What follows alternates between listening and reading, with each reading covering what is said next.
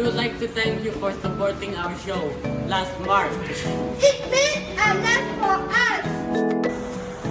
And guess what?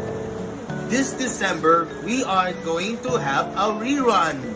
It is another opportunity for us to be heard and seen.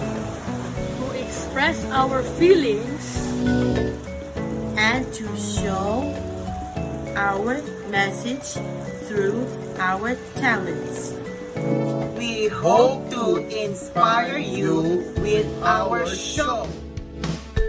So please watch and support our musical adaptation of Martin the Little Wolf live on December 12, 2019, 7:30 p.m.